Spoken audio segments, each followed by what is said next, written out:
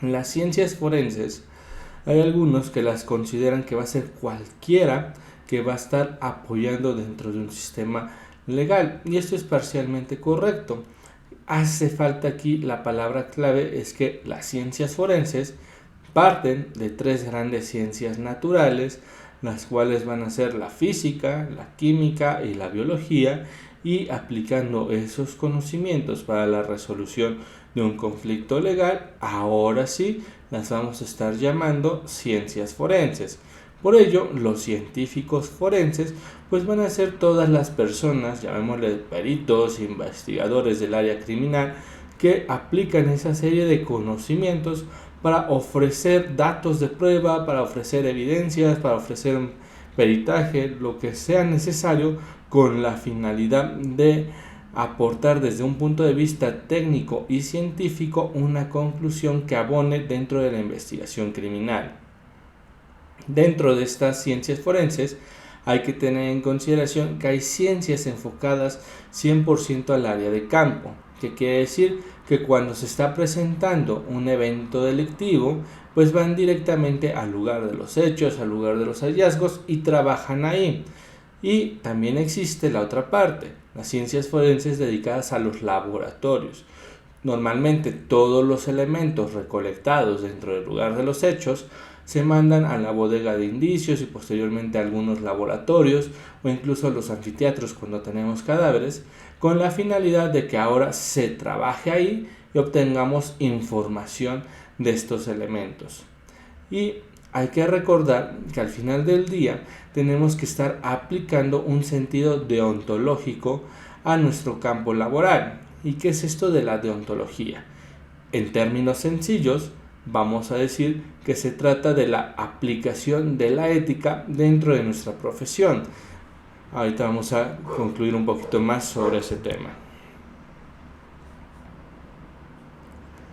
Aquí tenemos las ciencias forenses de las cuales estábamos comentando, que son tres: la química, la biología y la física, las cuales siempre van a estar interrelacionadas. Tal vez exista una que tenga un grado de participación mayor que la otra, pero normalmente en un evento delictivo suelen participar las tres.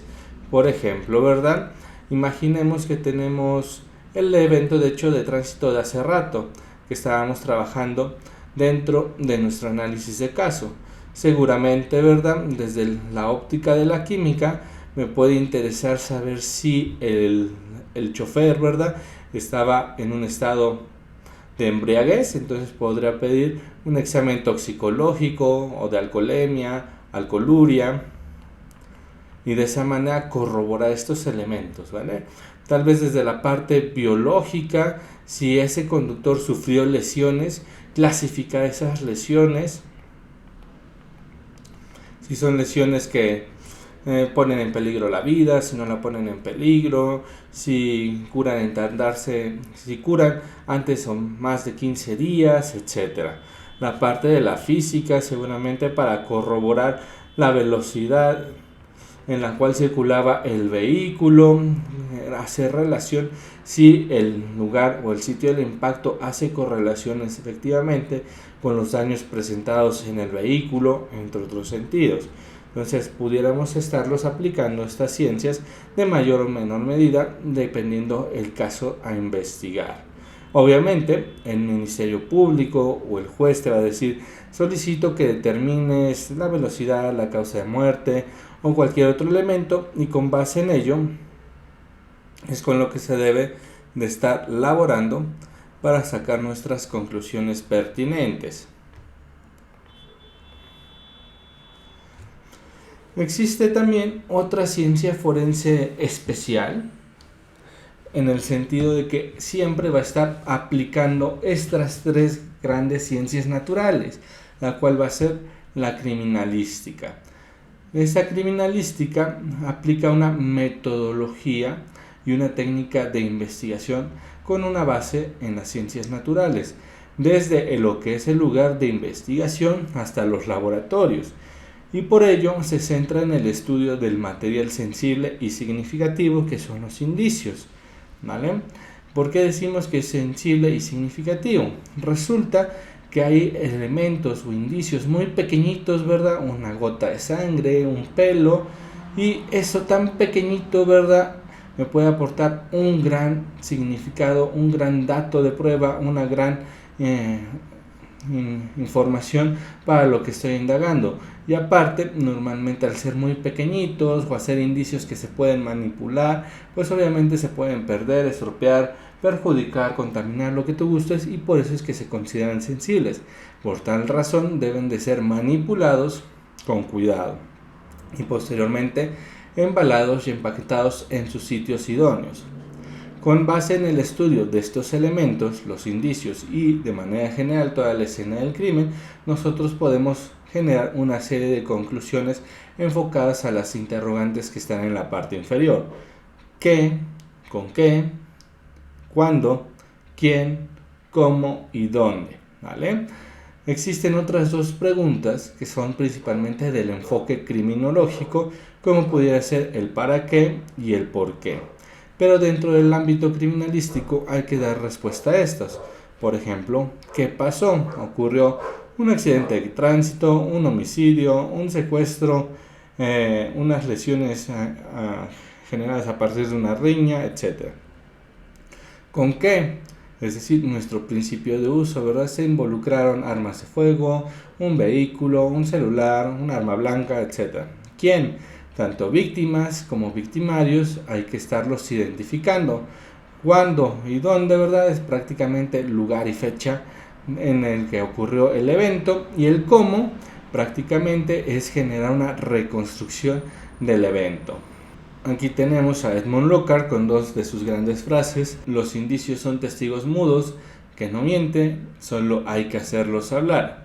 En este sentido es que un indicio, ¿verdad?, no nos va a dar información si yo no lo sé estudiar. Por ello yo debo de conocer qué elementos sí me puede estar proporcionando, por ejemplo, un cabello. Seguramente si yo quiero conocer si esa persona consumió alguna sustancia tóxica, pues el cabello sí puede ser de utilidad. Pero si yo quiero conocer la huella genética de esa persona y solamente es un cabello sin la base del bulbo, pues seguramente no me va a ser de utilidad para llevar a cabo ese perfil genético. Entonces yo de esa manera tengo que tener la capacidad de ver cuáles elementos sí van a ser factibles para sacarle provecho en mi investigación. Y el tiempo que pasa es la verdad que huye. Esta hace referencia sobre todo a la sensibilidad de los indicios. Si recordamos, ¿verdad?, cuando ocurre un evento delictivo tenemos X cantidad de indicios, pero si el primer respondiente o el investigador involucrado no acude a la brevedad, pues obviamente estos indicios se van a estar perdiendo, en el sentido de que puede venir otra persona, llevarse elementos, puede venir una ráfaga de aire y mover todos los indicios. Puede ser que sea un cadáver que nadie se enteró que había fallecido y ya lleva un mes, ¿verdad? Y obviamente van a existir elementos ya destrozados. Y por lo tanto, a mayor tiempo, pues mayor complejidad de la investigación. Eso no quiere decir que no se pueda resolver, pero hay que utilizar muchas más herramientas, mucho más conocimiento para poder llegar a las conclusiones necesarias. Y este material sensible y significativo del cual estamos hablando tiene una serie de evolución en su nombre. En un momento inicial se le va a conocer como indicio en las escenas criminales, ¿vale? En ese momento todo lo que se produce va a ser indicio. Si se produce un daño material es un indicio, si hay un casquillo percutido es un indicio, si hay una mancha de sangre es un indicio, si hay telas de prendas de vestir son un indicio, si hay drogas son un indicio, lo que tú gustes. Entonces llega el investigador a la escena criminal, va a recolectar estos indicios y los va a mandar al laboratorio. En el laboratorio se van a realizar pruebas complementarias. Estas pruebas complementarias me van a decir si el indicio efectivamente tiene relación con el evento criminal o con la víctima o con el victimario, o la otra posibilidad es que definitivamente ese indicio no tiene nada que ver con la investigación. Entonces, cuando no tiene nada que ver, simplemente se limita a ser un indicio. Pero cuando sí tiene que ver, pasa y se convierte en una evidencia. ¿Y por qué me interesa esto? Pues resulta que el Ministerio Público, posteriormente a la etapa de investigación inicial y en la investigación complementaria, debe de aportar elementos necesarios para fundamentar la vinculación a un proceso o la acusación, ¿verdad? Con base ya en evidencias. Y estas evidencias quiere decir que efectivamente tienen relación con el evento criminal, ya las estoy vinculando con el delincuente, ya les estoy vinculando con la víctima y por lo tanto forman parte de la investigación. Después sigue avanzando el proceso penal y ya durante la etapa de juicio oral hay una instancia que se llama se me fue el nombre. Bueno, hay una etapa en la cual se ofrecen los datos de prueba, los medios de prueba, y en ella, que es la etapa de desahogo de pruebas, en esta vamos a estar viendo cuáles evidencias proporcionadas por ambas partes realmente pueden ser utilizadas para la fundamentación de los alegatos, y de esa manera el juez los puede estar considerando para la toma de su decisión, ya que durante la indagatoria pueden ser que algunos elementos no hayan seguido correctamente la cadena de custodia. Entonces, a pesar de que sí hayan sido indicios y a pesar de que sí hayan sido evidencias, pero al no respetar este protocolo legal de cadena de custodia, pues obviamente no se convierten en pruebas y esto termina desechándose, ¿vale? Entonces es importante que siempre en todos nuestros procedimientos o protocolos nos apeguemos realmente a la parte legal para que en esta última instancia pues no exista refutación de lo que vamos a estar presentando. ¿Alguna duda aquí?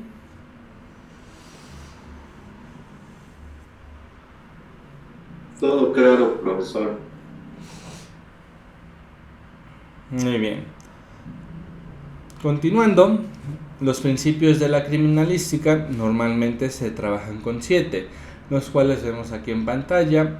Principio de uso, producción, intercambio, correspondencia, reconstrucción, probabilidad y certeza.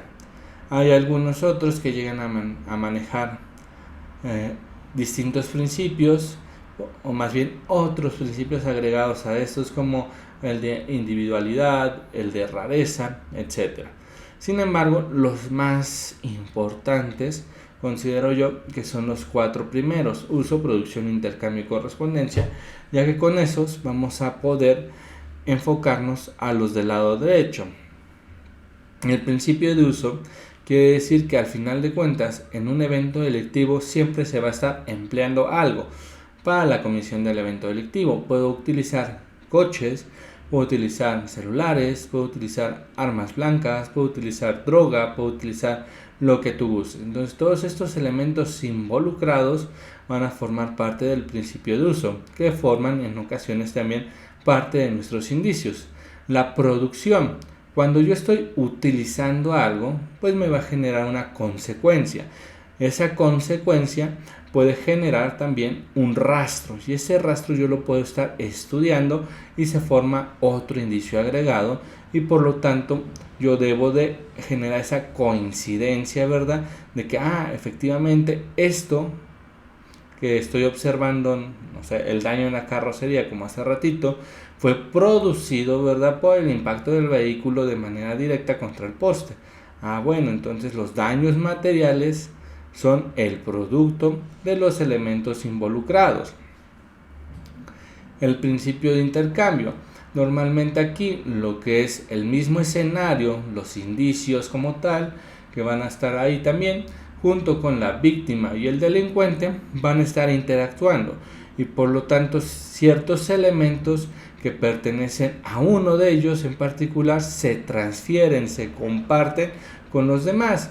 Por ejemplo, ¿verdad?, si una persona es atropellada, En este caso vamos a tener rastros tal vez de sangre ahora en la carrocería, posiblemente voy a encontrar rastros de tierra, de piedritas que corresponden a la escena como tal en la superficie de la persona que fue atropellada, etcétera, etcétera, ¿vale? Entonces se genera una transferencia de elementos que posteriormente con el principio de correspondencia los puedo estar correlacionando.